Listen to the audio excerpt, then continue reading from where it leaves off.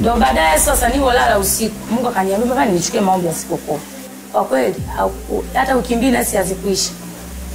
Mama akafa. Sasa siku nilipolala nikaonyesha kwenye mwanga wa roho na bonda chatu.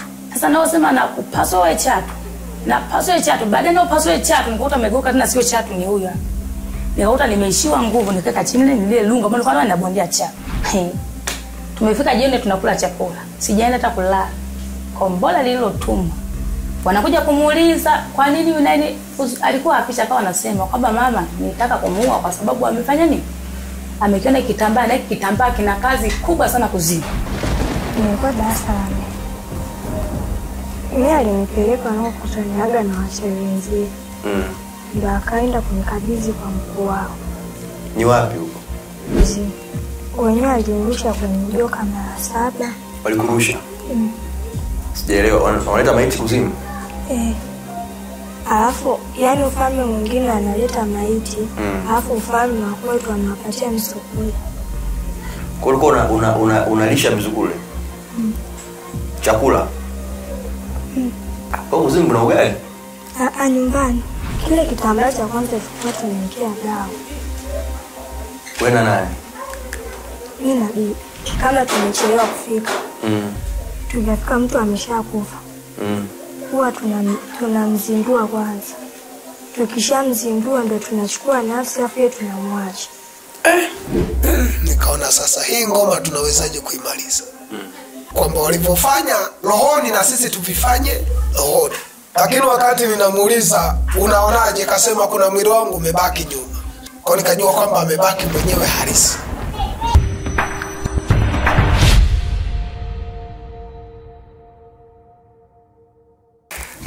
Tunamshukuru Mungu ajili ya siku hii ya leo nzuri. Hapa leo tuko Iringa, Mafinga, ni wilaya. Tuko wilaya Mafinga. Na tuko na Mama Skola. Mama Skola, na Skola hapa.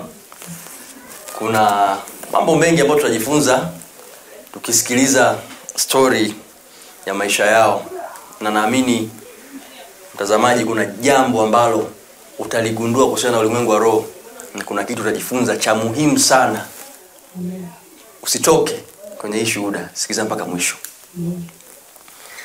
Mama, jina lako ni nani?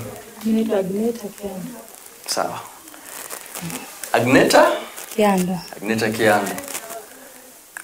Kuna shuhuda hapa ya Skola. Kuna mambo ambayo na mimi nilipofika hapa nikapewa habari, niligusiwa kidogo kwamba kulikuwa na vitu vikubwa sana vya ushirikina. Sasa kwa wewe unavyojua, labda ukitupa story kwa ufupi kidogo kuanzia kwa mama yako au hata bibi yako. Story kwa ufupi ni kwamba huyu Skola nilimzalia nyumbani. Ndio. Baada ya kumzalia nyumbani, nikaa nimemlelea kidogo, mimi kama nimetoka nikaa nimeolewa na mwanaume mwingine. Yeye nikaa nimemwacha na bibi yake kijijini. Ambao ni wapi? Makete. Sawa. Nikitika mfano nimemwacha katika mazingira ambayo ni yako salama. Sawa. Kwa hiyo nilipomwacha kule Makete nilikuwa naishi huku. Nimekaa. Baadaye sasa nikapewa taarifa kwamba kule kijijini mama wangu ameshambuliwa na wananchi. Kwamba nini ni mchawi. Mama. Inabidi fanya ni aondoke kule kijijini. Alifanya nini? Alishambuliwa na wananchi kwamba ni mchawi yana na watesa kule kijijini. Walimkamata na kuna kitu anafanya au ni haijulikani? Haijulikani, mama mimi nilikuwa pia. Sasa mimi nikawaza sasa kama mama mmoja ameshamshtumu kama hivi sasa nitamwacha na kijijini kwa si watamu. Kwa hiyo tukashauriana mwenzangu peke yangu bado tumefuata na kaka hebu. Kule mama anasema ni mchawi na wataka wamfukuze, kwa tutafanyaje? Ndio sema tutume na rufani aje Mafinga tukaenea huko. Kwa hiyo tukatuma nauli akaja, tukakaa naye wapi Mafinga. Tumekaa naye Mafinga, tumekaa naye baadaye na kuna nasikia naye stories za mchawi. Sasa kwa wakati huo mimi nilikuwa siamini. Unasikia huku unasikia story za bibi kule? Nasikia hizo stories za mama kama huko na mchawi. Sasa nikawa najiuliza masamba kijini hapo amesema mchawi. Hapo nako sasa mchawi. Lakini mimi nilikuwa siamini, sababu nilikuwa sivioni kwa wakati. Yaani samani ndo mama ndo alihamia huku naye. Alihamia. Sawa. Na Skola. Walikuja huko wote na Skola. Mchawi kwa siamini. Nikaa nayapotezea tu. Sasa si nani kuna kipindi sana nimetoka nyumba za ukame naona kama kujenga huko muongozo. Nimekuja kujenga huko muongozo mimi nikakuta naambiwa mchawi. Sasa uchawi unatoka wapi? Siku ndo nikakasa nikaanza fani kuyapaimbwa ya mambo. Mama ni kijijini wamemwambia mchawi wamemfukuza. Hata nimekuja huko nani mafinga nako anamwambia mchawi. Sasa na mimi tena huko kwingine nilikuwa nakaa kama nimekuja hapa naambia mchawi. Hii jambo limekwaje?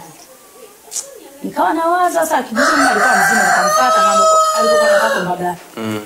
Nikamwambia mama mtenda kwa kawa ananiambia mchawi. Lakini hapa nipo uchawi mimi siujui. Anasema hivyo nani? Mimi hapa tunamwambia mama mimi mwenyewe ninapokuwa kana ananiambia mchawi mimi uchawi siujui kimsha kwa bado mzima. Akasema haya atakuwa ni maneno tu ya watu atakuwa anakuonea wivu tu. Nasema nanionea wivu kwa hiyo mbona mimi sina chochote cha kwanza kuonea wivu. Akasema hao waati. Kweli nikaisha hivyo nikamwacha kwa nyumbani kwa na nikarudi nyumbani. Kufika kule nikaa na nakuta mtu hivyo ndio lazima tunisema mchawi. Sasa hao walikuwa wanaona nini? Wazee walikuwa wananiona mimi kwenye mwangu leo naenda kwa nyumba zao. Wanamuona nani? Mimi. Wewe? Yaani walikuwa wanasema wewe mchawi? Sio mama? Mimi hapa. Sawa. Basi. Ni wote nazidi kusema sasa mimi nikawa nimeshaamia huko nasali hapo na Yerusalemu hapo chini. Yeye anasali kule Kigambo. Nikasa kanisa huko ilikuwa ni changa nani kanisa bado ni changa. Kwa msaada mambo gani ni bado. Kwa nini nimeenda kule kwenye kanisa mama hapo ni kanisa kubwa ambapo kule kuna msaada ni wa maombi. Sawa. Kwa hiyo nienda siku ya Jumatatu kwa na fellowship. Nikauzia ibada ya fellowship. Tuliotoka tu nikamfuata mchungaji wa kule anakosali sasa na mama. Nikamwambia mchungaji sana. Ndio nimeambiwa kumuongoza lakini kwa nini amia wananiambia mimi mchawi. Nilikuwa naomba mniombee. Mjoja akasema mama yako lakini si yupo naomba tumuita mama yako haini aje azungumze kama kuna chochote gani anachokijua juu yake. Ile siku tuotoka ibadani wakamuita mama na nani tukaenda wote nani ofisini. Tulika kwa ofisini wakamuuliza mama samani na mtoto hapa mmoja nani analeta mashtaka kama mtu mmoja anasema mshauri kwa kutakuwa kuna chochote tunachokijua juu ya mtoto wako. Mama huyo anaulizwa. Kuteza shutuma anazoambia za uchawi uno. Kuna chochote tunachojua asema mimi kwa kweli sijui kitu chochote hapa nilipo. Sijui.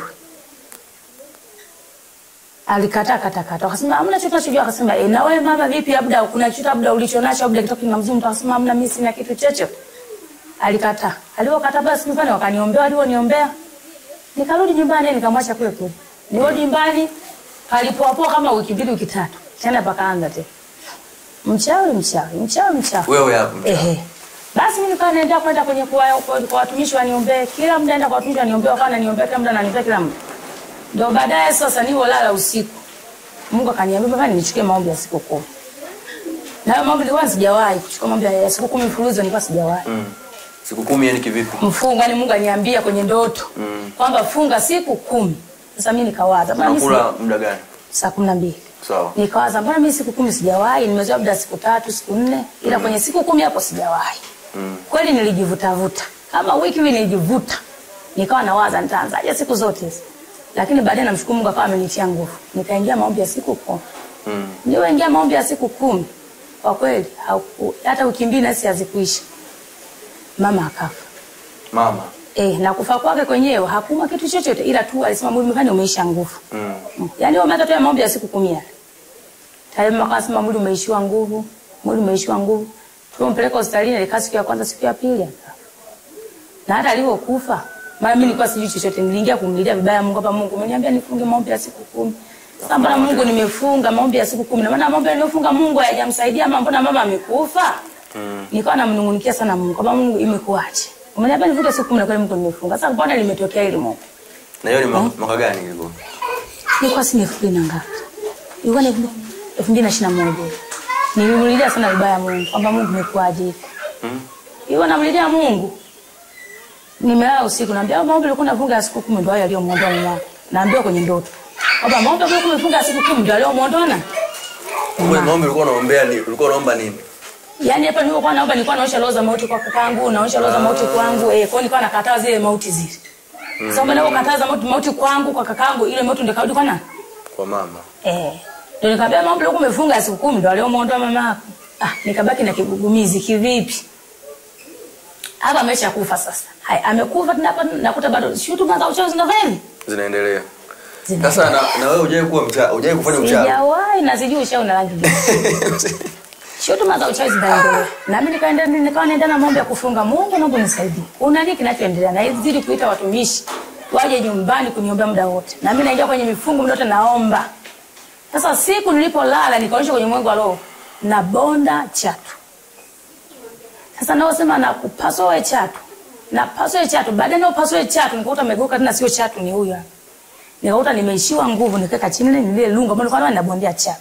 Nikabaki nimedua hapa nilikuwa na nani nabonda chatu. Sasa mbona hii chatu megoka na amekuwa mtoto wangu tena mimi mwenyewe. Nikakuta sasa mwanangu sana sema mama unataka kuniua. Nikaacha ile lungu lile nikaacha kubonda chatu nikazinduka. Nilipozinduka nilikuwa na viulizo vingi kwamba Mungu ndoto ina maana gani? Mimi mwenyewe naambiwa mchawi usiku. Tena sasa Mungu umenionyesha kwenye ndoto na bonda chat na karibia kumalizia kuua. Amebariki amekuwa mwanangu nimeishiwa nguvu nimeacha lungu. Mungu na maana gani? Mafumbo haya. Nikawa naenda kuomba. Tena siku nyingine hapa nimelala na kuiva kwenye ndoto nakuta kuna tutoto. Tupo kwenye nyumba hiyo kama nyumba ya kizamani hivi mpanga makuni meusi. Tupo kwenye nyumba fulani. Tupo nyumba fulani sasa kuna watoto huko ndani kwenye ndoto sasa. Nikakuta kuna mtoto ameshika zile shilingi za kizamani zile. Akaja amefanya kuniletea sema nimeokota shilingi. Na mimi nikaipokea shilingi wale mtoto nikaenda kwa mtu mwingine pembeni anambia mtu amesema nimeokota shilingi. Lakini mbona shilingi ni mashilingi ya zamani?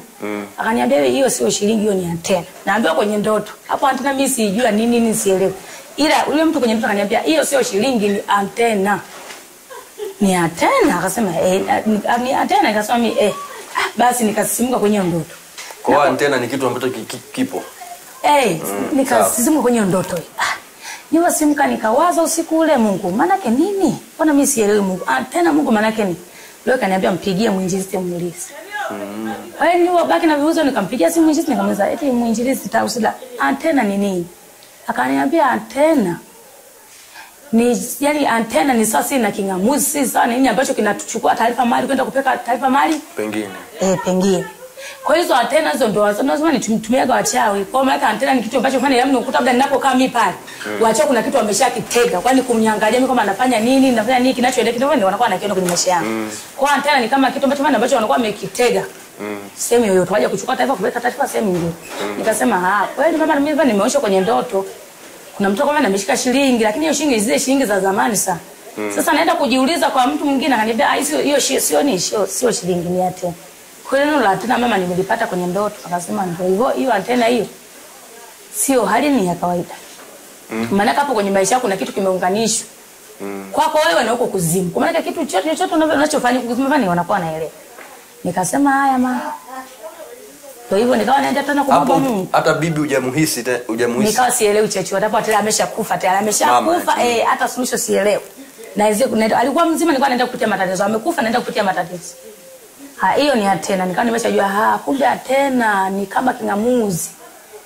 Kwenye ulimwengu wa mwili ni kama kingamuzi lakini kwenye ulimwengu wa roho ni kama nini yani antena ni kama kuna kitu wameunganisha kwangu mimi. Kama kamera yani. Ni kama kamera antena ni kama kamera yani wameunganisha kama kwa ajili ya kuniangalia popote ninapokwenda hivi na hivi. Nasema kumbe ndio hii sawa. Sasa ndo nikamuuliza maka hiyo inakuaje asema hapa sasa inabidi fanye kuingia kupasua hizo antena za kichao. Ingia kupasua antena za kichao. Kwani kaingia nyumba kupasua hizo antena za kichao. Lakini sasa siku tulikuwa na kachumba kimoja tukipiga banda. Nao ameko tulipiga banda chumba kimoja. Gamba pazia. Sasa siku nimeamka. Leo kaniambia nyanyua dishi. Kulikuwa na dishi haya madishi makubwa na kutia blanketi. Leo kaniambia nyanyua madishi ilikuwa na dishi mkubwa ufulia blanketi. Leo kaniambia nyanyua dishi. Kwani wewe nyanyua dishi lile nikakuta shilingi. Hiyo shilingi na mapembe. Shilingi zile za kizamani zile. Hiyo shilingi nimechora mfalme. Hiyo mfalme huyo ana mandevu. Alafu ina mapembe. Mfalme ana mapembe au shilingi ndio ina mapembe? Yaani hiyo shilingi umechora mfalme. Yaani sura ya mfalme kwenye hiyo shilingi. Alafu ana mapembe mfalme ambapo kwenye nini? Hiyo shilingi kwa hiyo ni ipo kweli au ndio niliona mwilini kabisa kwenye macho ya nyama, sio rohoni tena kwenye macho ya nyama. Yaani inamaanisha ipo ilishatumika huko Tanzania au haijai kutumika? Haijawahi Tanzania. Tanzania haijawahi. Basi baada ya kuiona hivyo nikauliza wewe Happy hii shilingi ya nani? Sijui. Nikamuuliza wewe Skola hii shilingi ya nani? Sijui. Nikaisikomezea kwenye dishi. Nikaiweka pale nilipoiona. Sasa siku mwinjilisti. Ukumbuka ile ndoto? Siku za mwinjilisti kama amekuja nyumbani sasa kufanya maombi. Akaingia mle mnamokaa akafanya maombi akatoka. Sasa aliyofanya mambo ya mwinjilisti nilipolala usiku, nikaona kwenye ulimwengu wa roho mwinjilisti anachukua maji, anamwagia mzungu kwenye ile pale kwenye ile dishi. Anamwagia mzungu analalamika sana. Yule mzungu analalamika sana. Nikazinduka. Nikawaza, Mungu ndio tuna maana gani? Kuna mwinjilisti anamwagia maji, mzungu analalamika maana gani? Leo kaniambia ile shilingi sio shilingi ya kawaida. Ile shilingi ina Mungu mle ndani. Kwa hiyo unaona anamwagia maji maana ndio yale muombe alikuwa anaomba yale pale alikuwa anaipiga nguo ambayo kwenye nini? Kwenye ile shilingi ile. Kwa hiyo nilipozinduka hivyo nikaichukua ile shilingi, nikamuita sasa. Bwana, mbona mwanzoni mwana shilingi na shida hii? Vipi? Akasema kweli. Hii shilingi mama alinipa bibi. Huwa anaitumia kupitia nini? Uchawi. Nikasema bwana tuishi hapa, naomba tuchukue pikipiki. Sasa twende kwa mwinjilisti. Kwa hiyo tukachukua pikipiki muda huo hadi kwa mwinjilisti Mbagala. Kufika kule kweli walikuwa waombaji. Kwa hiyo walioshika shilingi walioingia kwenye maombi kwa sababu hapa sio shilingi. Ina nguvu za nini? Nguvu za giza. Kwa hiyo tulianza kuomba baada ya kuomba wakaichoma. Walioichoma tukarudi nyumbani. Turudi nyumbani shida ikaendelea. Sisi ndio likomea hapa. Shida ikaendelea tena ndio hivyo misukosuko. Ile shilingi haikuonekana. Tulichoma, ilionekana tulichoma, tulifanya mambo tukaichoma. Basi turudi na nyumbani sio misukosuko ilisha hapana, haikuisha. Misukosuko iliendelea. Tena siku napo hivyo wanaendana na maombi hapa mfungo mara kwa mara. Yaani mfungo na mimi. Tena siku napo mchana alirudi hapa alikuwa si darasa ngapi?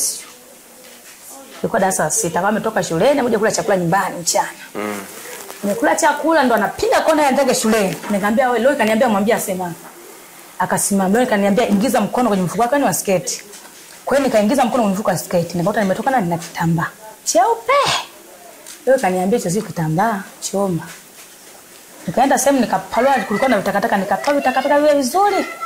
Nikaenda nikachukua kibindi nikaweka tabani nikawasha moto. Niwasha moto hakikuwa kitambaa. Nikashangaa kiliwaka tu moto kitu kalipuka kilalia puki. Nenda kudonekea kwa jirani. Kwenda kule kwa jirani kule. Nikakiokota kile kimekuta kitani cha pembeni. Hapa juu nikamwambia ni kimeshona. Ukifungulia mle ndani mle kuna mikatasa ambayo ilikuwa imewekwa dawa mle ndani. Nikamwambia mtoto, mbona mdole pale unaoingiza mkono kwenye siketi yako mle nilikuwa nimechukua kitambaa. Kama kitambaa, lakini mbona ninavyochoma pale sio kitambaa tunaona sambana gumelipuka gumegua nani wewe. Akasema kweli mama hicho sio kitambaa. Hiyo ni wizi ambao nawekeka ni madawa. Nikasema haya. Kwa hiyo ambacho kilikuwa kimeshaungua sasa kimelipuka kimepufuka hapo nikaenda kakichukua nikakuweka. Ilikuwa siku ya ibada. Nimeenda ibadani nimesali nilosali nikarudi. Nikamwambia Nikaa nimeweka vizuri sasa ilikuwa ni siku ya ibada. Ilikuwa ni siku ya ibada nikaenda saa 10 ibadani vizuri nilosali nikamwambia mwinjilisti mwenzio leo mchana. Mtoto alipotoka shule alipokula chakula. Leo kaniambia niingize kwenye mfuko. Nilipoingiza nikaona kitambaa. Lakini nilichoma mama sio kitambaa. Kimetoka kitu kingine. Mwinjilisti akasema naomba nije nikione. Kwa hiyo tukaja pale nyumbani kamwonyesha. Mama mwenzio kilikuwa kitambaa. Lakini nilichoma ni hiki hapa. Kwa baada ya kumuuliza yeye ndo anajua hicho kitu kama kina kazi gani. Maana ilikuwa ni muda mrefu nilikuwa ni muda mrefu labda atazungumzia kwamba ilikuwa ni kitu kikiwa na kazi gani yeye. Kwa hiyo mama akasema mwanangu na Mungu. Huyo Mungu anayekuonyesha anaendelea kumshikilia sana. Basi tukaendelea na maombi hivyo. Siku nyingine ndio unakuta labda ndio hiyo nikilala usiku unakuta labda ya saa 6 ile na bana na tumbo nusu ya kufa. Yaani tumbo likishanikamata hapo siwezi kuongea, siwezi kufanya chochote. Mume wangu atapiga simu kwa mwinjilisti ataniombea, akishaniombea napata uongoza. Tena hiyo naenda na maombi tena siku nyingine hapo nikakiona na kitambaa tena. Kwa bado stories za kwamba wewe ni mchawi zinaendelea? Bado hapo zinaendelea. Zinaendelea vitu si baada havijaisha. Zinaendelea. Kuna mtu mdamgia mimi nikilala tena zile nguvu na mimi inarudi tena kwa mimi si visasi mashambulizi kupitia vitu ndogo tunajichoma hivi. Unaona nimelala mwenye tayari hapo mashambulizi anainuka. Nusu ya kufa. Mume wangu atanyanyua simu usiku anampigia mwinjilisti. Mama maipi kwa naumwa hawezi chochote naomba muombe. Kwa pale mwinjilisti ataomba baadaye sana kama upepo umepita unanipuliza. Nikishapuliza napata nguvu nafanya ninainuka. Hiyo kwa nimeishi maisha ya shida. Naishi maisha ya shida sana ya misukosuko mingi sana. Mara mimi niume, mara watoto. Hivyo. Basi tumeenda tena dakika ya mwisho napo ndo nikakiona na kitambaa tena. Alikuwa na kingine kitambaa cha kichafu kinakuwa nafuanua kichafuka ni cheupe nacho. Kichafu cheupe. Kilichafuka sana kwa nakitumia. Kilichafuka sasa siku kama ameweka na nguo zake kama nikawa nafua. Sasa mwanangu Happy wa pili akawa ameenda mna na mfua nimwambia si afue kimini sijui. Na akaenda kule kufua kula. Alioshika tu kile kitambaa kile, mkono ukatetemeshwa. Akaacha. Happy si ni mdogo, ana miaka mingapi sasa? Yuko darasa la 5, ni mdogo sio mdogo. Kumbe. Sawa. Akatetemeshwa. Alipotetemeshwa akaondoka. Na kulikuwa ni siku ya ibada, mimi nikajiendea ibada. Narudi tu akaniita hivi. Mama mdogo pale alikuwa anafua nguo pale. Niwenda kwenye dirisha na ufulia kuna kitambaa mama nishika kikanitetemesha mkono. Hebi kilikutetemesha mkono. Kiko wapi? Ameanika kule nyuma. Kweli nikaenda kuchukua kile kitambaa. Amekianika? Kwa hiyo alikifua? Alikifua. Nikaenda kuchukua kile kitambaa. Maana mimi na kawaida kama nikishaona kitu waga sipendi kutumia akili zangu. Nikakichukua kile kitambaa nikaona kitambaa ngoja nikiweke. Usiku nikitanda wala nitamuuliza Mungu kwamba Mungu hichi kitambaa ni kitambaa tu cha kawaida au ni kitambaa cha nguvu za giza? Ili Mungu kama ni kitambaa cha kawaida nimrudishie. Kama kina nguvu ndani yake tufanye ni tukichome. Ina mimi nipate kufanya nini? Kupumua. Basi nilipochukua kitambaa kile nikawa nimekiweka kwenye kitabu. Tumefika jioni tunakula chakula. Sijaenda hata kulala. Kombola lililotumwa. Nikajikuta hapo tumbo limebana. Siwezi kuinuka, siwezi kuongea, siwezi chochote. Hapo mume wangu sana hapo akapiga sinapo mume wangu alikuwa elewa kwamba kuna kitu nimekiona alikuwa na mwanangu nangu tu Happy basi. Mume wangu alikuwa elewa ndio haelewi kwamba nilikuwa sijamwambia bwana mwenzi hapo kuna moja mtoto Happy ndio alikuwa anaelewa. Kwa hiyo sasa nimesahau siku nimuulize Mungu hata usiku haukufika. Tumekula tu chakula tayale kimbola cha tumboni. Tumbo lilikuwa limebana. Siwezi kuongea, siwezi kufanya nini? Nikadondoka chini. Niongea tu kauli moja. Mume wangu naomba mpigie simu na nimwinjilisti. Mwambie mimi hapa siwezi chochote. Kwa hiyo akapiga simu kwa mwinjilisti ndio kaanza mwinjilisti kuomba baba. Kuomba ndo baadaye nikatapika sasa. Nikatapika. Tapika bado nimebana. Nikamwambia mama bado nimebana naomba unisaidie. Akaendelea kuniombea. Tumbo likatua lakini bado kwa sina nini? Sina nguvu. Lakini kuongea nikawa naweza ndio nikampigia saa simu nikamwambia mama kilichosababisha haya mwenzi paka nayapitia kuna kitu nimekiona huko nyumbani. Sasa nitaka nikamwambia sana nani mjisi paka mwenzi anapitia kuna kitu nimekiona mchana. Sasa lengo langu nitaka niingie kwenye maombi kwanza. Nione hiki kitu hiki je ndivyo kama ninavyokifikiria au sivyo ili nikushirikishe. Sasa hata kwenye maombi mama sijaingia ndo hili nataka kuondolewa uhai. Kwa hiyo naomba nitafutiwa na maombi nifanye waje kwa nisaidie kuomba kwa je kitu nafanya ni kuteketeza. Kupiga kwa na maombi hawapatikani. Piga na maombi hapatikani kwani usiku. Kwa mume wangu akanyanyuka ya mguu mpaka kwenda kwa na maombi kule chini. Akaenda kule ita hawatiki usiku ameshala. Ita hamna. Kwa baadaye mjisi ndio mume wangu sasa amesharudi nyumbani. Baadaye mjisi ndio akapata kwenye simu. Ndio akaja sasa usiku. Ufika pale mimi nimeshachoka, siwezi chochote. Ndio nikachukua na mpeja jamani mwenzetu kichota kuniondoa uhai hiki hapa. Kachukua kile kitambaa. Wakaomba wenzao wale waomba wakakichoma. Waliokichoma kikawa kinatoa mafuta, yani kama mafuta. Basi kiwa choma pale wakanifanya na maombi tena wenyewe wakaondoka mimi nikaingia kwa. Kinatoa mafuta. Kikawa kinatoa mafuta hicho kitambani kiwa choma tukao kinatoa kama plastiki. Yani kikawa kinatoa mafuta, yani kama mafuta. Kinaungua? Kinaungua kinatoa mafuta. Basi wakaniombea walioniombea wenzangu wakaenda nyumbani mimi kalala. Nilolala asubuhi ndo nikaamka donda limetutumuka mdomoni. Kulingana na ile mkike ambao nimekutana nayo usiku. Basi wanakuja kumuuliza kwa nini nani alikuwa aficha akawa anasema kwamba mama nitaka kumuua kwa sababu amefanya nini? Amekiona kitambaa na kitambaa kina kazi kubwa sana kuzima. Sasa amekiona kwa hata kufanya akichoma ndio maana nataka nifanye nimuue kabla hajafanya nini? Hajakichoma. Hajakichoma. Basi. Kwa hiyo bahati nzuri waombaji wakaomba wakachoma. Nilipoamka tu asubuhi niliwaita majirani hawa majirani zangu. Niwaita nasema jamani naomba niwaita majirani zangu wakaja. Waliokuja nasema jamani naomba mfanye muongee mwenzi na huyo mtoto. Mara saizi sio mara ya kwanza. Ni mara ya 3 anataka kuniua. La kwanza anataka kuniua akashindwa. La pili anataka kuniua akashindwa. Saizi ni wa 3 mwenzeni nimeshuka. Kama mnavyoona hapo matapisha mwenzeni hapo jana. Nusu niondolewe. Kama mnavyoona madonda, nusu niondolewe mwenzeni. Naomba muongee na huyo mtoto. Afanye niachie hivyo vitu alivyonavyo. Ulikuwa na kidonda mdomoni? Si huo usiku ni utupia hiyo nguvu hiyo. Kule mnaona si homa iliingia kali mno. Kama ile ya homa. Kwa na amka asubuhi lidonda likatumuka kwenye mdomo. Kwa hiyo nikawa nimewaita wale majirani zangu kwamba wanisaidie kuzungumza na mtoto. Kwamba kama kuna vingine zaidi ya kile kitambaa tulichokichoma usiku ambacho kitaka kuniondoa, avitoe tuvichome ili tuweze kuwa salama. Alikataa akasema mimi sina kitu chochote. Skola? Alisema kitu sina kitu chochote. Basi. Sasa sina kitu chochote ndio hiyo alikawa limeisha hivyo lakini bado mikikimiki tufanye tukawa tunaendelea kuipitia. Mikikimiki naendelea kuipitia. Ndio baadaye sasa Akajaga jirani yangu mwingine. Mara ya kwanza akasema bwana mwenzi yani kama na kwa maana kuna jirani akaga nilalamika mwenzi silali. Mtoto wako anakuja hivi na hivi. Mtoto wako anakuja hivi na hivi. Naambia bwana. Sio wewe tena. Bwana twende. Maana ile hadi iliyokuwa inanitokea mimi nilio kazana kumwomba Mungu kwangu ikakata.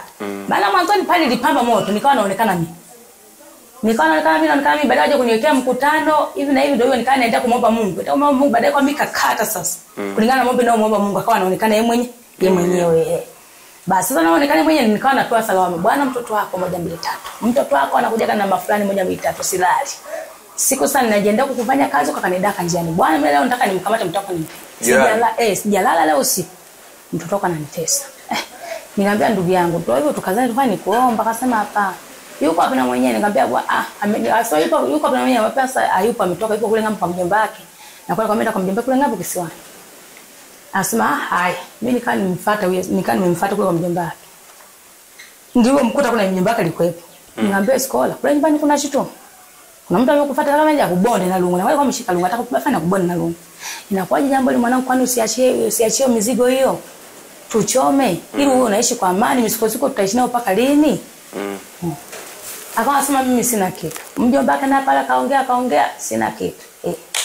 Basi. Karudi nyumba tukakaa siku ya kwanza ya pili. Huyo jirani yangu akaniita mimi. Bwana mwenzio jana niliotoka pale kwako nikaota mtoto hayupo. Kwa mlosa ulikuwa naye kule kisiwambia. Nikawa nimeenda kwa jirani yako hapo. Lakini nimeenda kule kwa jirani yako anakoshindaga mtoto wako kule nako nikakuta hayupo. Ninapoongea na jirani yako, akasema mimi naosemaga skola mchawi namuonea. Ila wewe mama yake ndoni? Ndo mchawi. Sasa nataka nimuite skola twende pale kwa hiyo jirani yake. Kwa hiyo jirani yako nikamzibishi.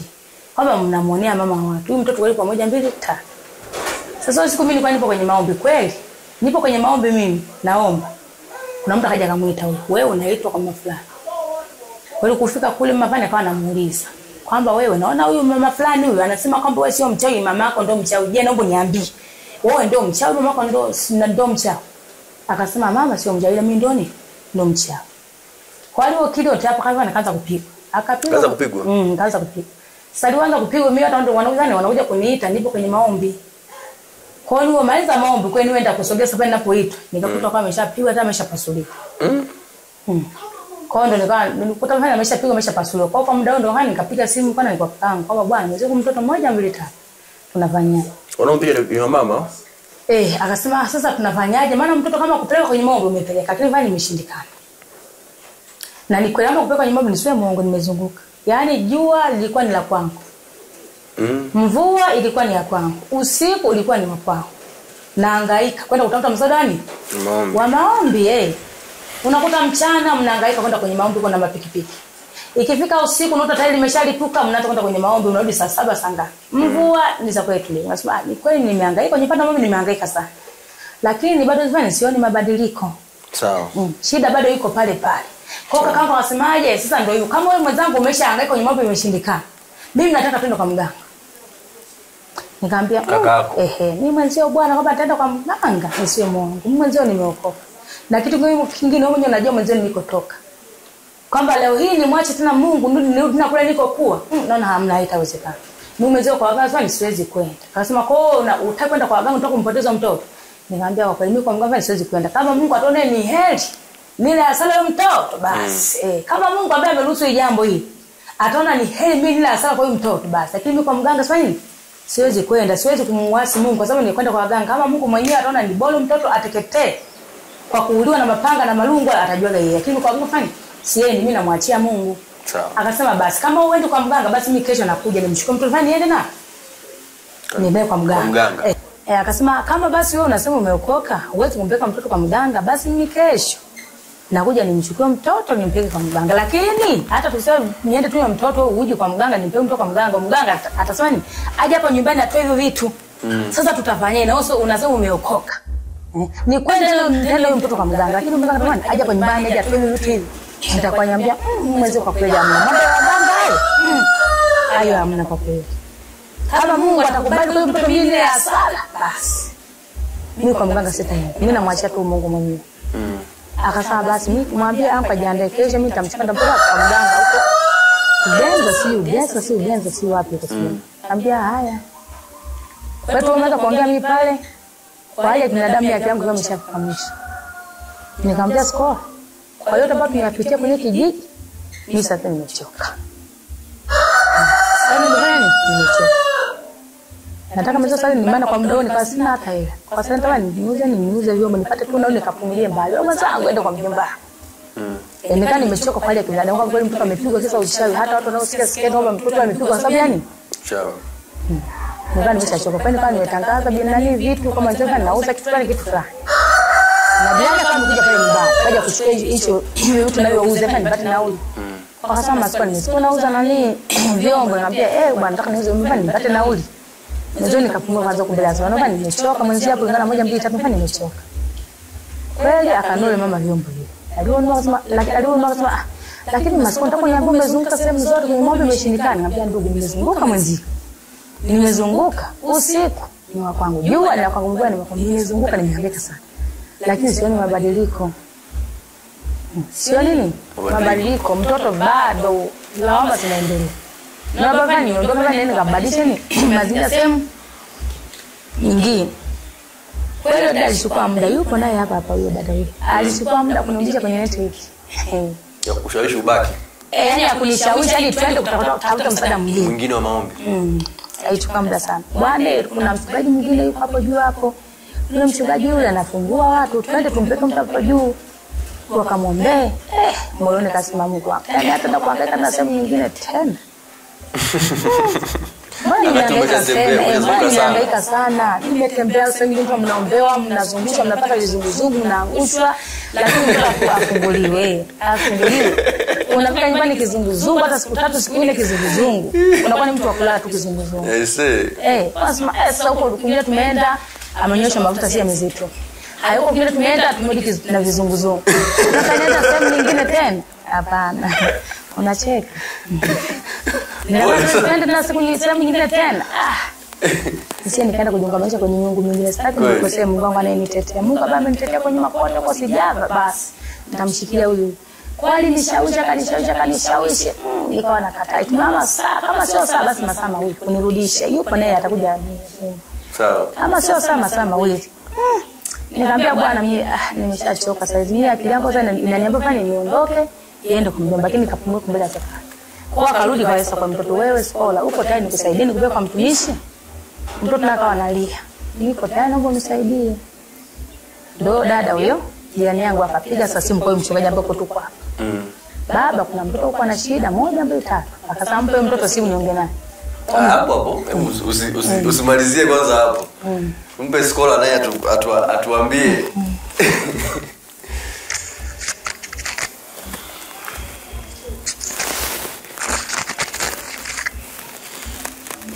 Skola. Kwema. Hizo teknolojia hizo za antena. Sijui nini kitambaa. Ingine nini? Shilingi na mengine ulianza kujua wapi? Mara ya kwanza kabisa. Labda ulijifunza funzaje? Yeye alikuwa ananifundisha Bibi. Ndio. Alikuwa anakuchukua. Ndio. Kali mara ya kwanza ilianza lini? Ulikuwa na miaka mingapi? Nilikuwa darasa la 4. Darasa la 4. Ndio. Bibi alikuwa bado yuko hai hapo. Ndio. Kwa alikuchukua alikupeleka sehemu gani? Utuelezee kidogo tuelewe. Alikupeleka sehemu gani? Alikwambia ufanye nini? Ilikuwaje kuaje? Mimi alinipeleka na kukutaniaga na wachawi wenzie. Ndio akaenda kunikabidhi kwa mkuu wao. Ni wapi huko? Kuzimu. Panafananaje? Yaani ukipaeleza kidogo tuelewe. Kwenye unapoingia kuna funguo hiyo imeandikwa Italia. Kwenye huo funguo unataja sehemu ambayo wewe ufalme unataka uingie. Ukishataja hiyo sehemu ndio unaingia. Ukiingia huko sehemu kupo kama shimoni lakini kwenye mpango kuna vyumba vya misukule na kuna hiyo sehemu anayokaa huyo mkuu. Nyoka mkuu. Ndio akanipeleka hiyo sehemu anayokaa huyo mkuu na wachawi wenzao hapa wamekutana hapo. ndo akanipeleka huko akasani akanikabidhi kwa yule mkuu. Mkuu ambaye ni nani? Mfalme wa kuzimu.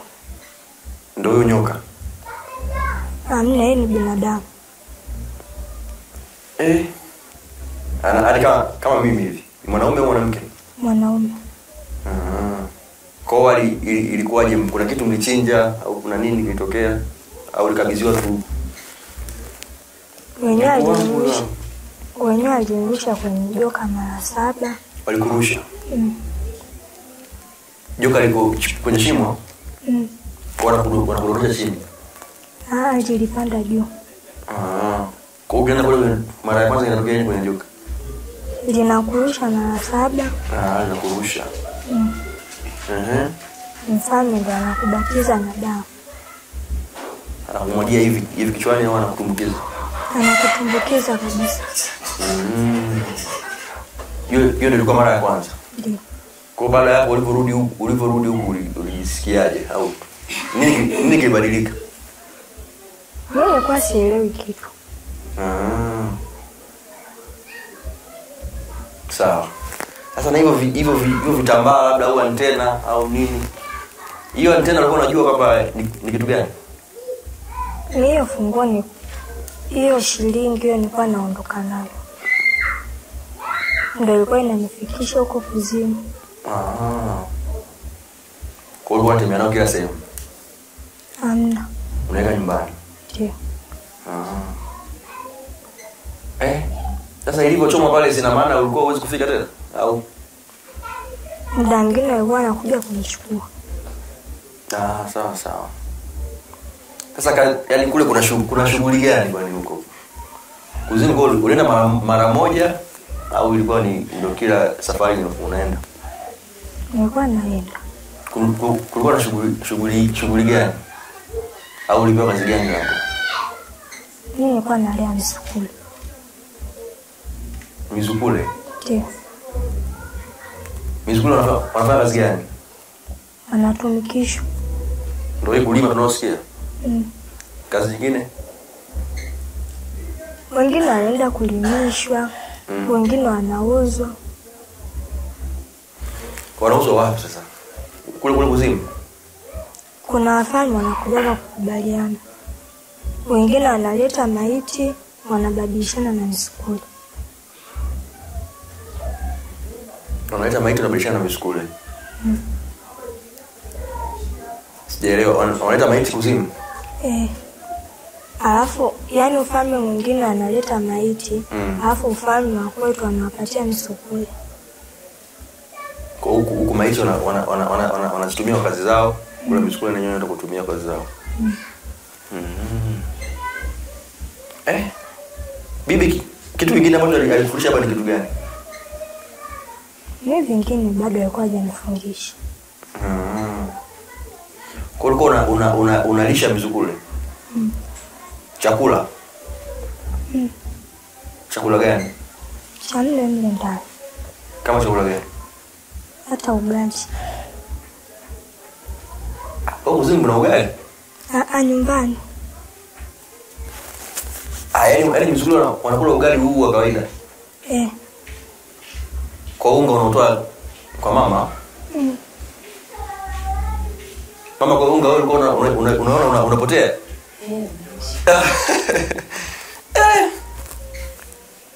Na ile kipindi mama ambako alikuwa anapata shida na umwa ulikuwa unajua? Ni hakuna.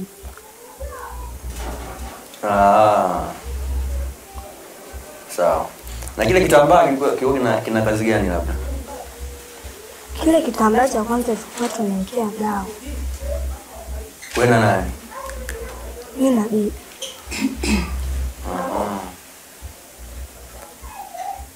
Dawa kwa ajili ya nini?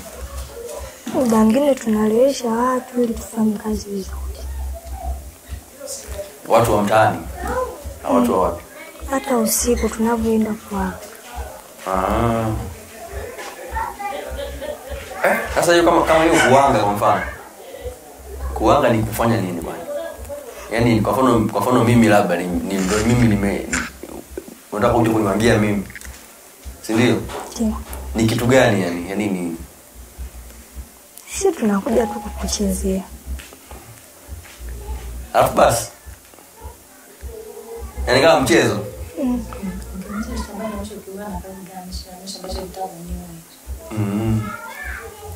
Yaani kwa mimi nikiamka na mkatu nimechoka.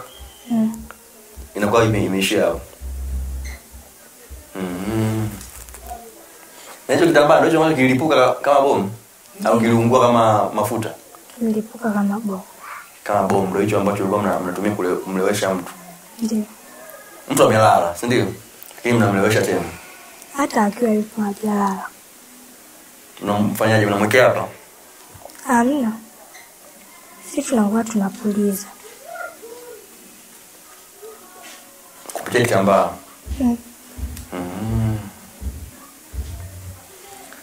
Sasa kwa hiyo bibi alipofariki, kwa sababu nisikia kuna vitu vingine ni kama bibi aliviacha kwa ajili yako, alikurithisha, si ndio? Mchungaji ananiambia pia kuna kabakuli, sio alikuwa akanyanyuki. Ulikuwa unajua kwamba bibi amekuachia? Ndio kuniambia. Alisaga mama. Lakini ni vya mama. Sawa sawa. Kwa hiyo kazi kama bwana kuanga ni kila siku. Kuanzia muda gani labda? Muda wote. Hadi mchana. Hadi mchana. Sasa mchana mtu anakuwa yuko macho, mnamfanya nini?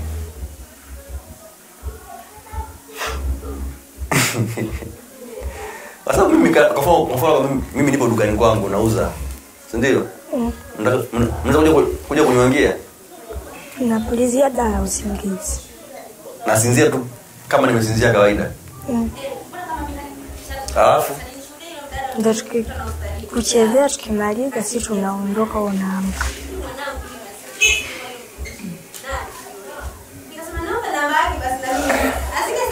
Haya, nakule kuzimu lile joka labda na ule mfalme wa kule. Unasema ni mwanaume? Kuna labda maagizo aliyokupa labda au kuna nini alisema? Maagizo alipewa bibi. Alipewa bibi. Ndio. Wewe kuyasikia? Ndio. Sawa sawa. Kwa hiyo ulikuwa unaenda kwenye maombi? Hapo kwenye maombi ulikuwa unahisi kitu gani? Wewe ulikuwa unapenda? Lakini ulikuwa uwezi chochote? Ndio. Wala ulikuwa upungiwi na nguvu? Ndio. Kwani maombi umeenda kama sehemu gani? Kwa hiyo sehemu zote hujawahi kuishi hata umepungiwa na nguvu? Ndio. Kwa nini sasa? Mimi nilikuwa sipo. Nilikuwa sipo. Ulikuwa wapi? Walikuwa wananichukua. Kwa ule mwili unakuwa unaenda kule mwili tu? Kwa hiyo wachungaji wanakuwa wanaombea mwili tu? Ndio.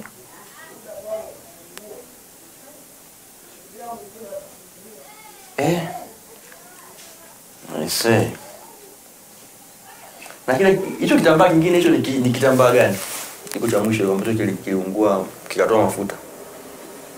Hicho tulikuwa tunaibia maiti. Mnaiba maiti? Mortuary. Mortuary. Au makaburini? Mortuary. Ndio. Yaani hapo inakuwaje? Hebu tuelezee kidogo hapo tupate picha kidogo. Sasa pale mwili unabaki pale, watu wanaenda kuzika. Ndio. Mnafanyaje? Sisi tulikuwa tunatumwa na wafalme kwenda kuchukua watu sehemu mbalimbali. Tukifika pale mtu yule kabla hajafa, tulikuwa tunanyosha kile kitambaa, nafsi yake ile inakuja inalala juu ya kile kitambaa, tunamchukua. Pale anabaki mtu lakini. Ndio. Ambaye sio yeye. Ndio. Kwa kinabaki nini sasa? Tunachukua tu ile nafsi yake. Nafsi yake. Ndio tunaipeleka kwa mfalme.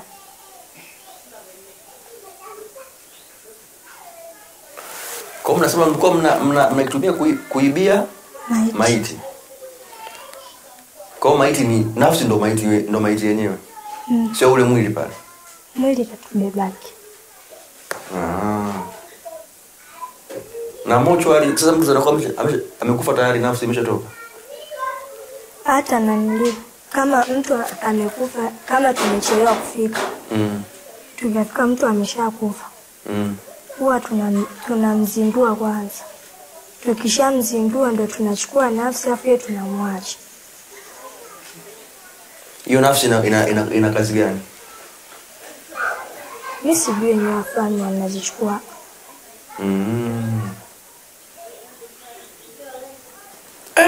Sasa kuna sema ambako msheku kwenda kujaribu kuchukua nafsi afu mkashindwa. Mimi sijai. Hata sehemu moja. Ndio. Au kwenda kuanga sema afu mkashindwa kuanga hiyo sehemu. Hakuna. Na hiyo kazi inafanyika Mafinga tu hapa? Sehemu nyingine, sehemu zote. Ndio. Kama wapi? Hata nchi za nje. Kama nchi gani? Italia tulienda, Malawi, na Zambia. Sasa ukienda Italia, kwa Italia unapojua palivyo? Kuna wenzetu ambao hapo.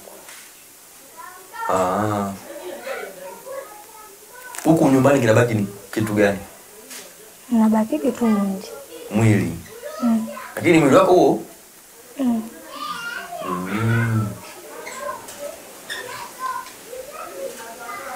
Sawa.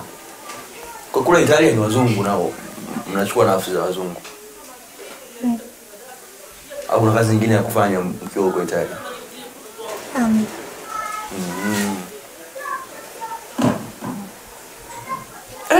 Kwa sasa wewe ulikuwa unapenda hiyo kazi au ulikuwa na wewe inakuchosha? Na mimi kwa inanichosha. Inakuchoshaje? Ndange nikikataa kufanya kazi na bibi ananipatia adhabu na mzee. Au unasema nimechoka au unasemaje? Naambia nimechoka. Kwa wanakupa adhabu. Adhabu kama hivi? Ndange nilikuwa napigwa, ndange nilikuwa naambiwa ninyonyeshe paka. Unyonyeshe? Paka. Asa kupigwa kwa mfano.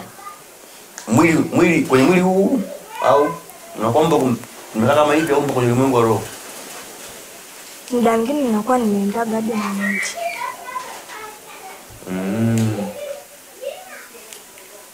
Ndio mwingine kwa unakuwa umeenda na sawa. Kwa hiyo usipoenda na mwili maumivu unayasikia pia vile vile.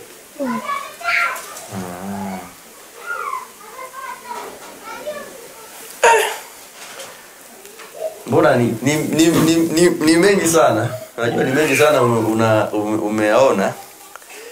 Lakini kuanza kuyaelezea. Sawa. Hebu tuambie tu tukio moja ambalo uliliona afu likakushangaza.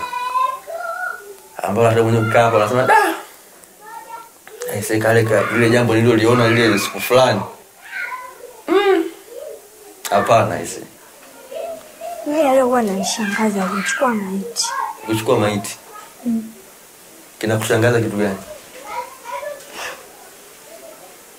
Nilikuwa naona tu maajabu, mtu analala, mtu mkubwa analala tu kwenye kitambaa kidogo.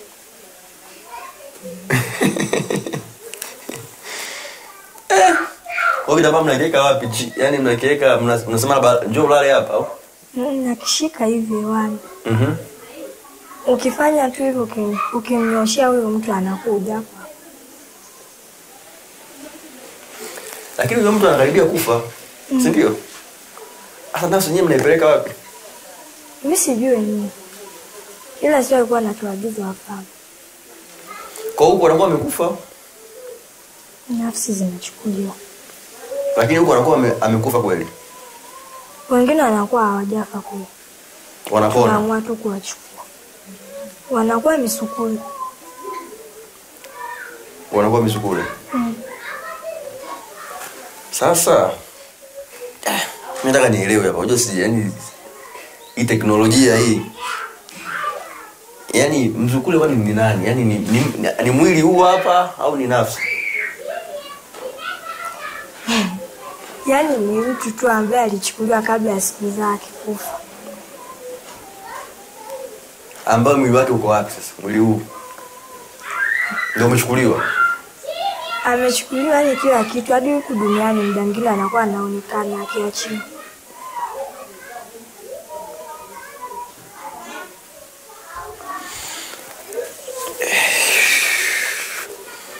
Hebu hapo nataka nielewe vizuri. Hebu jaribu kunitumia lugha nyepesi. Yaani mwili unachukuliwa, si ndio? Nafsi na inachukuliwa. Yeah. Roho Sijui. sawa. Huko akibaki kitu chochote. Ndio. Kwa huko anakuwa amepotea. Nyewe mnaweza mkasema amepotea au amekufa, ile anakuwa hajafa.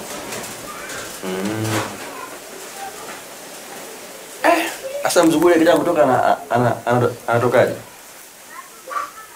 Muda mwingine mbona wengine wanakuja kufanyishwa kazi hata mshambani. Huko duniani. Kwa anaweza akatoka kuwa mzugula kuja kuwa binadamu tena au anachukuliwa ndo inawezekana. Kwa njia ipi? Kwa maombi. Kwa maombi pekee yake. Na hao wafalme wako wangapi bwana? Kulingana na falme ambazo zinashirikiana. Hapo wengi. Kwa mfano falme moja unayojua wewe ni ipi? Hiyo ambayo nilikuwa naitumikia mimi.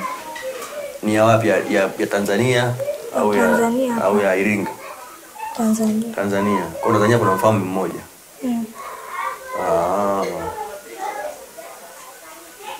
Na wafalme ni watu. Wengine sio watu, majini. Wengine ni watu. Na huko duniani wapo. Au wameshakufa. Duniani ambao wapo wamepitia kwenye hatua ya Freemason.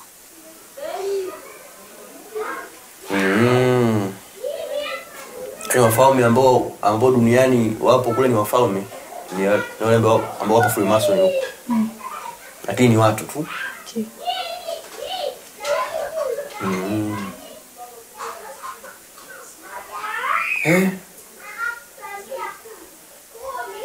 Sawa.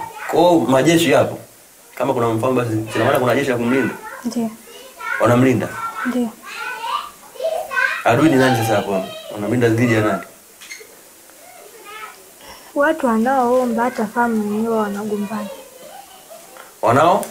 Watu wanaoomba hata falme zenyewe huwa zinagombana. Wenyewe kwa wenyewe.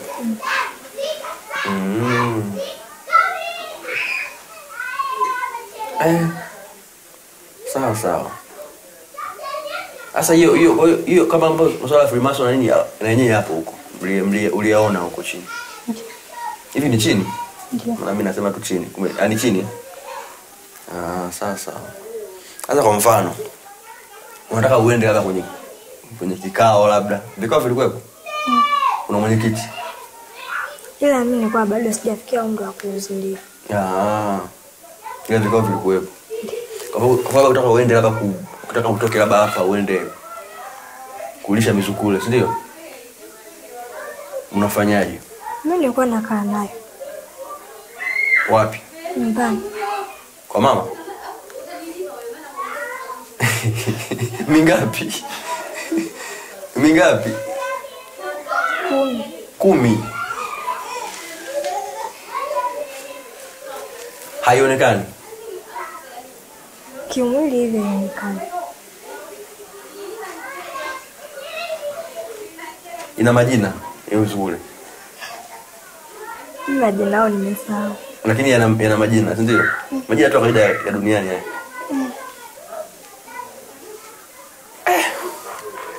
Kwa hiyo unakaa nao nyumbani. Kazi yao ilikuwa nini sasa? Walikuwa ni watoto wenyewe. Hiyo mzukule.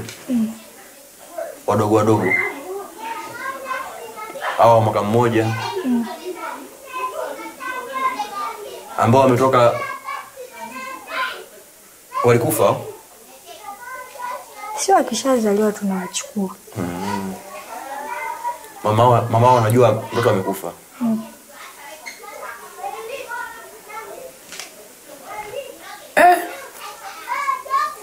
I see. Na hilo bakuli ambalo ilikuwa linyanyuki ni kitu gani? Ilikuwa bakuli ya bibi. Wewe kuitumia? Tulikuwa tunatumia wote. Wewe na bibi? Na wenyewe. Na mama? Kwa ajili ya kula chakula na nini? Sasa kwa nini unasema ilikuwa inyanyuki au kuna siku tu iliamua isinyanyuki? Ndo bakuli ikawa nzito.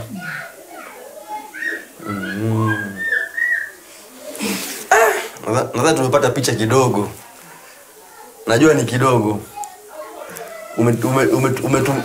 Umetuminyaminya kidogo. Lakini tumepata picha kubwa sana. Nice. Kwa hiyo baadaye tunakwenda kwa mchungaji. Sasa kabla kuja kwa mchungaji na ile mama akasema kwamba ulikuwa umekonda. Si ndio? Ni kwa nini? Ulikuwa hauli au ulikuwa unafunga? Nilikuwa napitia mateso. Ni mawazo. Sawa.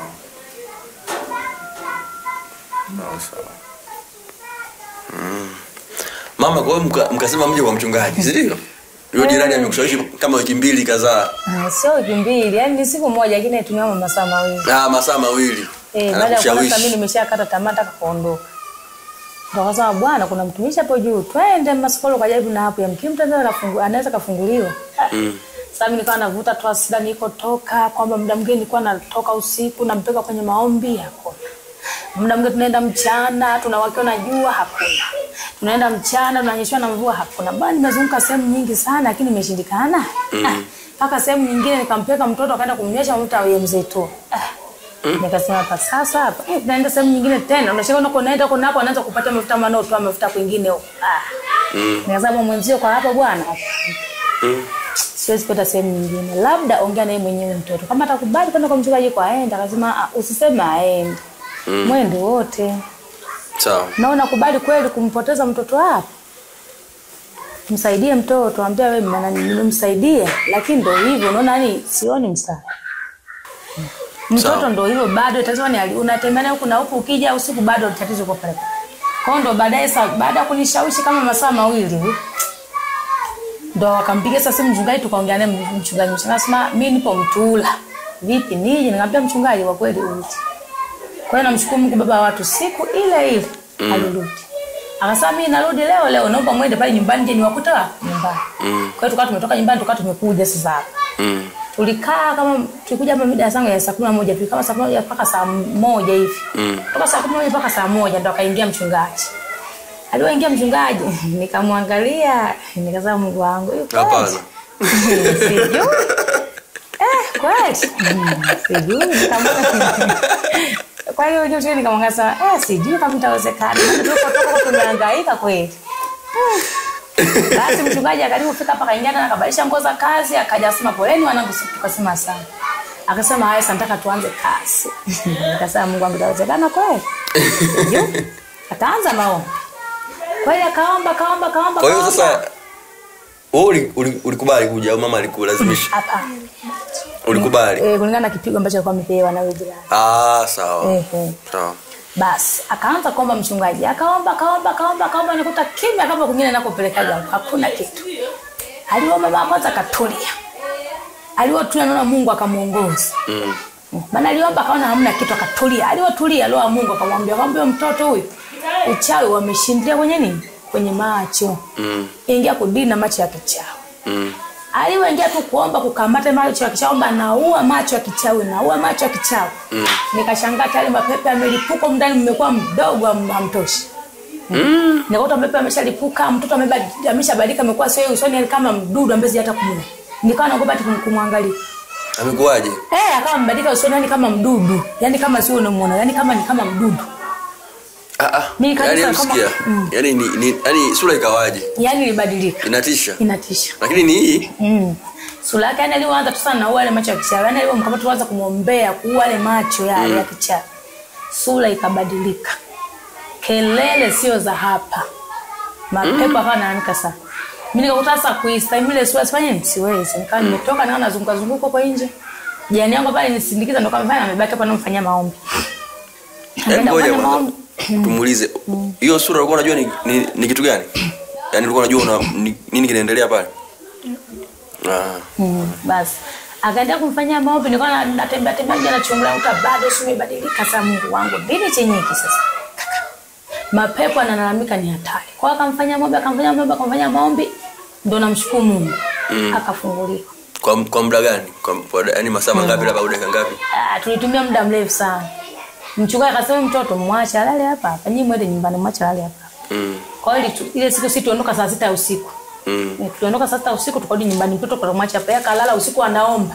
Hakulala mchungaji. Alala anaomba usiku wote. Nakuja asubuhi, nikakuta mtoto amelegea amechoka kweli. Ameshafunguliwa. Kwa ndo akasema mtoto bwana ameshafunguliwa. Lakini inabidi fanya aenda kafanya akabatizwe. Maana anaopeleka huko kuzimu kwa waliendo fanya walimpeleka kwenye kisiwa. Wakamzamisha kwenye kile kisiwa kile. Kwa sababu na ili tuweze kumtoa huko na mimi ndo kambatiza na sisi. Nikasema sawa kopa mtu kama afanya kama amemwombea mumbea mtoto wake kama amefunguliwa. Ndio tukaenda mtoni kaenda kambatiza, aliyombatiza ndio namshukuru Mungu ndio paka leo. Hiyo vitu ambavyo nilikuwa naviona kwa nyuma paka leo sijawahi kuviona tena. Maana kipindi cha nyuma nilikuwa silali. Nilikuwa silali nikisani yake tu ubavu tu tayari nguvu ya giza imeshaingia. Nikisani yake tu ubavu nguvu ya giza kwa nilikuwa silali. Ukiona nimelala kule nyumbani unajua nimemuita mwinjisi na waombaji mmoja wameomba ameenda. Yaani wakija akiomba kienda ndo nalala. Ile wasipokuja kuomba mle ndani silali. Lakini nilipokuja kumleta mchungaji alipomwombea alipofungua paka leo hiyo hali haijajirudia tena. Nalala kwa amani kabisa na hata vile vitu ambavyo nilikuwa naviona juu yake sasa sivioni. Kwa namshukuru sana Mungu aliyofanya na aliyomfungua. I see. Skola. Pale ulipokuwa unaombewa wewe uliona nini? Ulikuwa unajua kama unaombewa?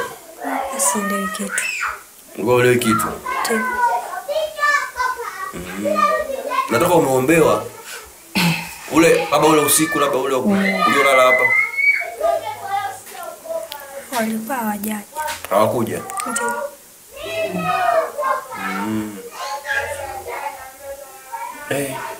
Na mpaka leo hawakuja tena. Ndiyo. Sawa. Na ile kwamba bibi yake kufahamu hivi ulifahamu lini kwa bibi yake ni Yaani kuja kufahamu kwamba bibi yake ni mchawi. Baada ya kuona nimelala usiku kwenye ndoto naonyeshwa na bonda chatu. Baada ya kuta sio chatu amebadilika ni huyu mtoto. Kuendelea kuomba ndo kuona gatema. Baadaye Mungu aje kunizidishia mwilini wa antena ambayo niwe shilingi. Kuja kumuuliza mtoto ndo akakubali akasema kweli baba. Hii shilingi alinipa bibi. Hii sio shilingi ni antena. Ambao anafanya ni anasema alikuwa anafanya hivi dola kifanya hivi tu. Hiyo shilingi kama iko pale nakuja hapa kisha kuja hapa anaenda wapi? Kuzimu. Yaani kwa kama ni ufungua kuingilia wapi? Kuzimu. Sasa kwa mama hii na hii shilingi alinipa bibi na hii shilingi ndo naendaga kwa kuzimu. Nikasema kwa bibi yako alikuwa mchawi. Akasema mama mbona bibi alikuwa mchawi? Hata kipindi kile alikuwa anakuambia wewe mama mchawi, bibi ndio alikuwa anakuja anakuvaa wewe mama, sura yako anakukemeza kwenda kuwakaba watu kwa mtaani. Nasema hakondo maana tulikuwa ananiambia mchawi akasema bibi alikuwa anakuvaa sura, akishakuvaa sura atakutembeza kwa mtaani. Nikamwambia lakini sasa mbona hata bibi aliyokufa hiyo hali bado ilikuwa inaendelea? Nini kicho kwake kinatokea? Sema kwa hapo ndo nimesabda yeye ndo angejibu yeye. Maana aliyokufa mama bado hali ilikuwa inaendelea. Ila baada ya kukazana kwamba mimi ndo nikasionekana kama anaonekana sasa yeye mwenyewe. Kwa hiyo nikuja kujua hapa mama alikuwa mchawi. Baada ya kukazana kumwomba Mungu uje kufanya kufunua vitu kuvileta mwilini. Baada ya kumuuliza akasema kwa hiyo tumeikabidhiwa nana? Na bibi. Ndio nikuja kusema kumbe kweli mama yangu alikuwa wanamfukuza kule kijijini, wanamshtuka hapa ni mchawi kumbe kweli alikuwa mchawi. Kumbe hata kwa nako alikuwa anasema mchawi kumbe kweli alikuwa mchawi. Ndio nikaja kuamini kwamba kweli alikuwa ni mchawi. Na hii ya kuvaa mwili wa mtu inakuaje? Yaani inafanyikaje? Sisi tunachukua taswira yake alivyo, alafu namuingilia kama pepo. Kwa hiyo mnamfuata pale alipolala? Unaweza kuchukua sura ya mtu yoyote? Ndiyo. Na hii wanyama pia wanasipaka si nini? Ndiyo. Kwa hiyo baadaye bibi alipofariki uko unachukua sura ya mama unaenda kuitumia kwenye mchawi. Hadi mwenyewe bibi alikuwa ananisaidia. Kufanya nini? Kuchukua sura ya mama. Bibi akiwa ameshafariki?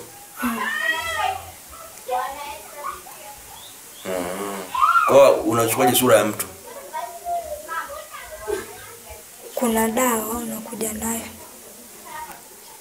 Ile dawa ni ya kijani, unapaka wewe mikononi. Ukifika pale wewe unamwekea tu hivi juu, alafu unakuja unaweka wewe usoni. Kishaweka wewe usoni, sura yake inakuja kwenye uso wako.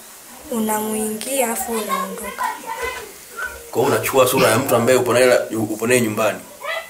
Huwezi kuchukua sura ya jirani labda. Unaweza kuchukua. Kwa hiyo kwenye ulimwengu, kwenye roho, si ndio? Ndio.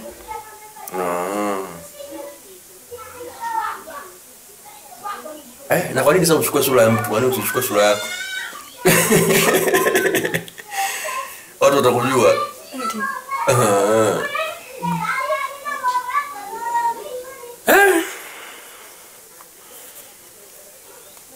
Bwana, nadhani tu sio kama kuna lingine. Nyingine hamna, ile siku kwa sababu ushauri. Kwa watu wengine. Sawa. Wasipende kuachia bibi watoto. Mtoto bora ulee wewe kama wewe. Wewe, maana unapomwachia bibi huwezi jua asili ya bibi yupoje. Kweli siwezi kukataa. Kuna bibi wengine ni wazuri. Wanamwamini Mungu, wanamwabudu Mungu. Lakini bibi wengine ni wacha. Ndio unapokwenda kumwachia mtoto bibi ndio hivyo anamfundisha somo la kichawi, inakuwa ni changamoto. Sasa ni kama hilo somo mtoto kila mtu akae na mtoto wako, simpeke mtoto kabisa. Kila mtu akapenda ndio hivyo. Kama shule ulianza na miaka mingapi? 10. Ndio mara ya kwanza kabisa. Yaani mara ya kwanza bibi alikufuata, yani alikuchukua tu au alikwambia na maneno pia kwamba mwanangu labda nataka nikuonyeshe kitu. Akuniambia mimi alinichukua. Ukashangaa tu unaona upo sehemu fulani. Ndio. Sawa. Kwa bibi yani sawa. Huwezi jua kuna nini kinaendelea huko. Kwa kuna bibi wengine ni wazuri lakini wengine ndio hivyo. Unakuta ni mchawi. Unamwachia mtoto ndio anamlisisha uchawi. Kwa mimi toka nipo Pikelo kwa kweli hata siwezi kumwachia mtoto bibi. Yanda iwe siwezi. Ni bibi peke yake ni bibi au hata shangazi? Hapana, yani mimi awe shangazi au bibi nani siwezi kumwachia mtoto. Kwa sababu nimeshajifunza kulingana na ile vitu ambavyo nimelipitia. Hata kwa mtu mwingine sana mtoto anampeka bibi yake. Kwa kweli wasiwasi. Bwana mtu kakaa naye wewe kama wewe. Usimbelekee bibi kwa sababu ni kweli siwezi kupata. Kuna bibi wengine ni weupe tu hawana kitu chochote lakini wengine ni wacha. Unapompeka mtu bibi tayari anamfanya anamkabidhi ucha. Kwa hiyo hata mmoja ninachomshukuru Mungu maana nasikia walitaka fanya afikishe miaka 15. Kishafikisha miaka 15 ndio amkabidhi kile kiti. Kama leo kwamba sema bibi yake alikufa lakini bado kama fanya wanasaidiana. Kwa hiyo bibi yake ni kweli alikufa katika ulimwengu wa mwili lakini katika ulimwengu leo bado yupo kwa sababu ni baada hajakabidhi ule mkoba ule. Kwa hiyo kukabidhi itakuwa fundi miaka 15 ndio afanye nini? Kabidhi. Bado alikuwa bado mdogo ndio maana kumkabidhi. Kwa bibi alikuwa na cheo gani wewe? Kuzimu. Yeye alikuwa msaidizi wa mfalme. Tanzania? Ndio. Wasaidizi wako ngapi? Yupo yeye na mume wake huko Kuzimu. Mume wake duniani ni mwingine au ndio babu? Ni mwingine kabisa kule. Ndio. Kwa alikuwa na wasaidizi wawili. Ndio. Muone kama ingefika miaka 15 ile angekabidhiwa kiti, baada ya kukabidhiwa kiti. Kai bibi yake asingekuwa anaonekana kwenye ulimwengu wa roho. Sawa. Alikuwa ameshakabidhiwa tayari. Kwa nini nachomshukuru Mungu? Amemfungua kabla kukabidhi kufikisha miaka 15. Kwa nini nachomshukuru sana Mungu amemfungua baada ya kabla kufikia miaka 15. Kabla hajakabidhiwa vitu. Maana yake sasa alikuwa yuko darasani. Bibi yake ni kweli alishakufa katika ulimwengu wa lakini katika ulimwengu wa roho bado alikuwa anatembea naye. Kumbe alikuwa anamfundisha kaza anamfundisha kaza anamfundisha. Kwa hiyo angefikisha miaka 15 akimkabidhi hicho kiti. Afa angepata kwenye ulimwengu wa roho asingekuwa anaonekana. Kwa kazi zote angekuwa alikuwa anafanya hivi. Kwa nini mshukuru Mungu? Alimfungua kabla ya miaka 15. Kabla hajakabidhiwa kiti hicho. Ndio ninachomshukuru Mungu. Kwa sasa hivi una miaka mingapi? 15. Anafunga mwezi wake. Kwa sasa hivi ndio ungekuwa msaidizi? Bado. Mpaka mwezi wa 5 31 ndio. Mpaka mwezi wa 5. Kwa ninachoshukuru Mungu ndio aliingilia kati Mungu naye. Sawa. Nataka ulipookoka unajisikiaje? Tofauti ikoje? Najisikia vizuri. Sawa. We say. Bwana, naamini hapa kila mtu amejifunza kitu. Kuna jambo tumelipata. Na mimi nimejifunza kitu. Ndio tunapuuzia. Tunalala tu. Hatuombi. Kumbe kuna vitu vingi sana vinaendelea. Na kuna kazi nyingi sana zinaendelea. Hapa sio la mwisho kabisa. Kwa hiyo shughuli zilikuwa ni kila siku. Yaani huko chini wewe umeenda mara ngapi? Mimi karibia kila siku nilikuwa naenda. Karibia kila siku. Unaona, kwa hiyo shughuli zipo kila siku, shughuli zinaendelea usiku na mchana. Na lazima pia wanaoga mpaka mchana. Si unajua kwa ni usiku tu, hata na mchana. Mchungaji? Naam. Karibu. Asante. Bwana Yesu asifiwe. Amina. Bwana tumeongea na mama hapa na Skola. Ndio. Mama ameelezea aliyoyaona na Skola pia ametuelezea mambo ambayo alikuwa anayafanya. Yeye nataka tujue na upande wako kwamba wewe siku ambayo Skola ameletwa hapa ni kitu gani wewe kilitokea au ulikiona? Au uliambiwa nini? Yaani ilikuwaje mpaka akafunguliwa? Amina. Bwana Yesu asifiwe. Amen. Nataka niseme kwamba kwanza mimi nilipigiwa simu, nilikuwa niko shambani, kwamba kuna mtu niliongea naye kwenye simu, lakini nilipomuona na umri wake haukulingana na lile jambo ambalo walikuwa wanalizungumza. Kwa sababu ni mtoto ambaye ni mtoto mdogo, hata wewe mwenyewe huwezi kuamini. Lakini nilipofika hapa nikakaa, nikala chakula, nikatafakari nifanye nini. Nilipomwambia dalili yote haikuonyesha, lakini nilikaa nikatafakari nifanye nini. Lakini Mungu alinipa maarifa. Ninapambana na nguvu ya macho.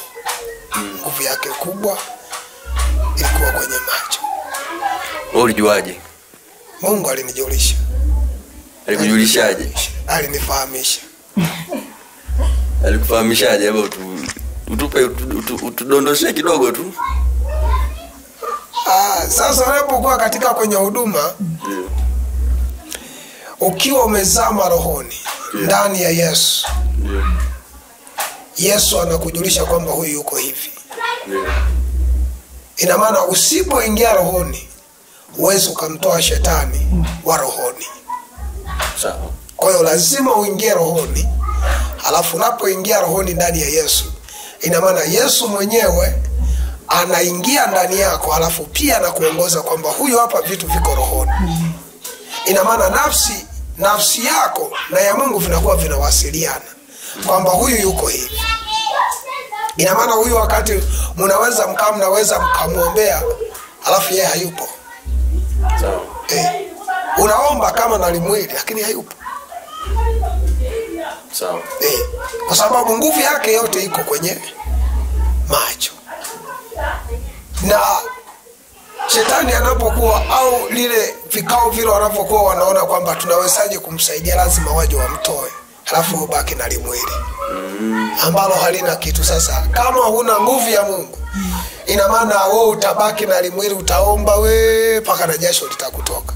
Kesho ngoma iko pale. Lakini walivomleta, kwa kweli kiwalisia mimi sikuomba muda mrefu, nikatumia muda mrefu. Mimi nilimtazama, nikasema huyu nguvu yake iko kwenye macho. Kwa hiyo tulipoanza kuomba, na hata alipofunguliwa watu wengi walijiuliza imewezekanaje kufunguliwa, kwa sababu amepelekwa kwa wachungaji maarufu, kwa manabii, wamefika wamepewa na mafuta, lakini unajiuliza amefunguliwaje? Kufunguliwa sio mafuta, ila mafunuo Mungu atakayokupa ndiye anayesababisha mtu afunguliwe. Sawa. Kwa hiyo mimi ambacho nilikiona, nilikesha nayo hapa. Mama yake alienda nyumbani, aliniachia. Nilikesha usiku mzima. Wapi? Niliomba mpaka hapa ilikuwa muda wa saa 5 hivi. Pepo bado usiku. Lakini nikakaa nikatafakari. Ikabidi nianze kuhojiana nayo taratibu.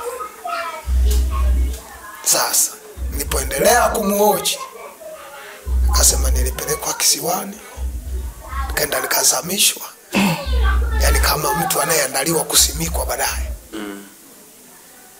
Nikaona sasa hii ngoma tunawezaje kuimaliza. Ikabidi na mimi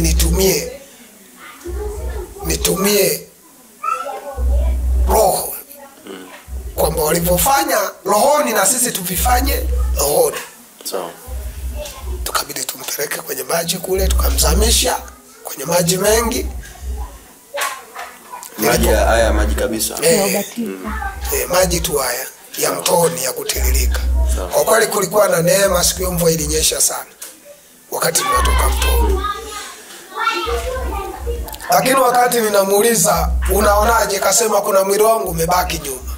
Nikaamini kwa kweli ule mwili ndo watu walikuwa ule mwili ambao umebaki kule ndio ulikuwa unamsumbua.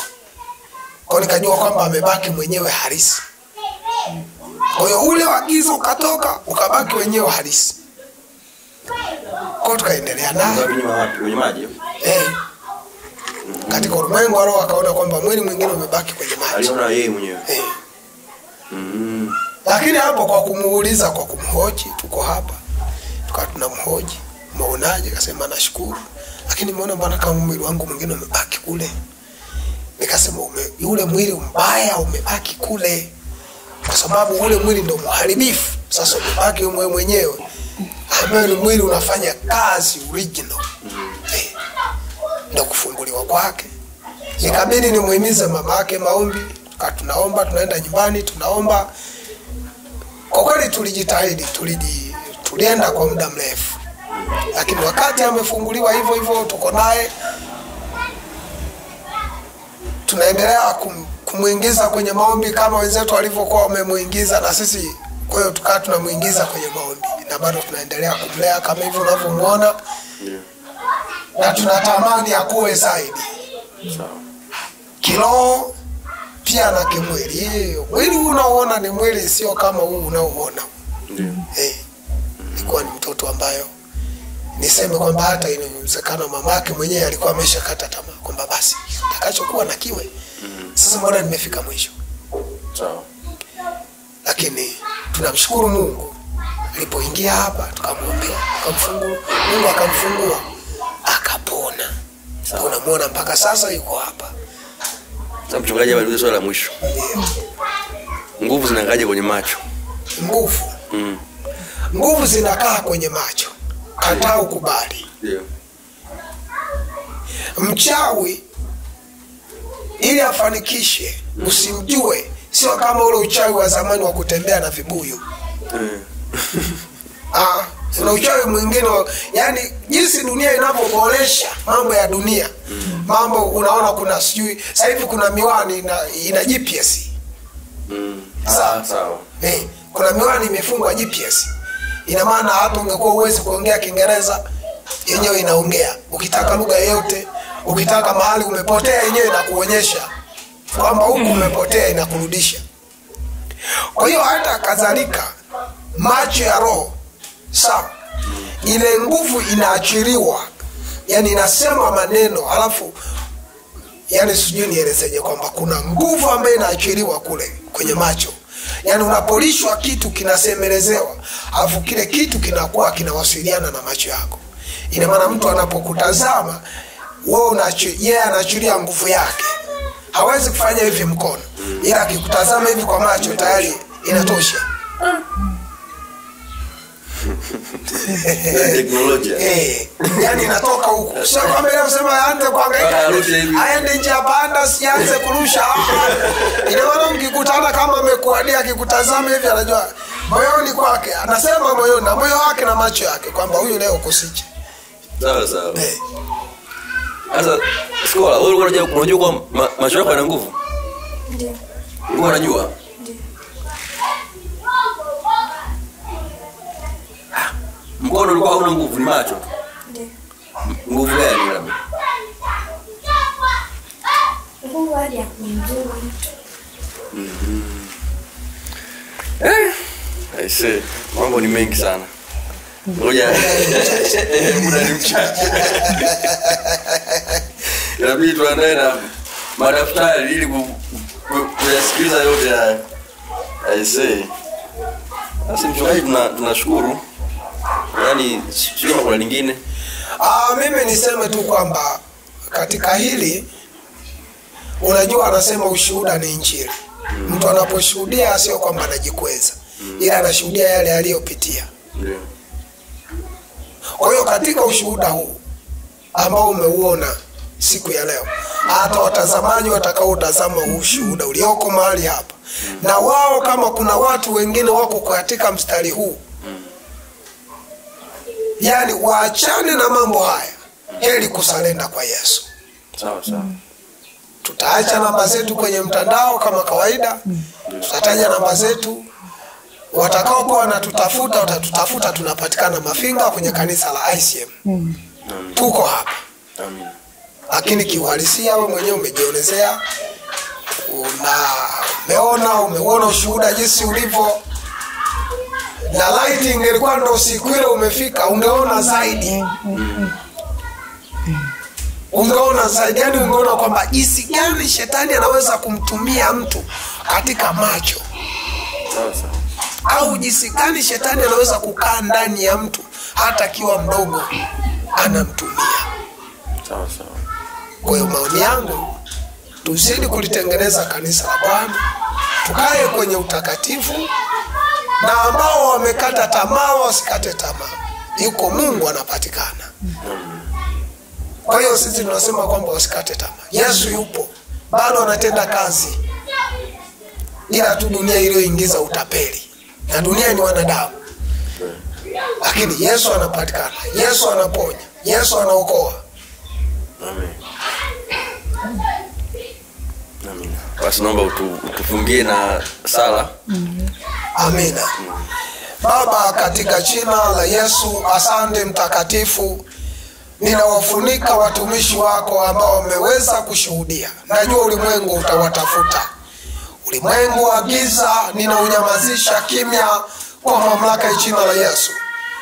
Mungu wa majeshi, kama ushivyo mbinguni na duniani, Baba, ninamfunika hata mtumwa wako aliyefika mahali hapa na kuojeana na wana wako ili kuyataka yale. Mungu wa majeshi, asante kwa sababu wewe Mungu ulioko juu mbinguni, kila atakayesikiliza ushuhuda huu, wewe ni moto ulao, ukafungue watu maelfu na maelfu.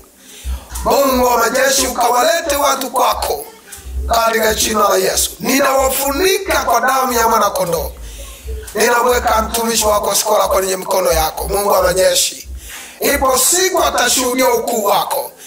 Ipo siku atakuja kuwa mwimbaji wa injili. Yesu, nahitaji ukasimame kwa ajili yake. Umfunike kwa damu ya mwana kondoo. Funika wazazi wake waliomlea kwa jina la Yesu. Asante jemedari wa vita, nikiomba na kushukuru. Amen. Amen.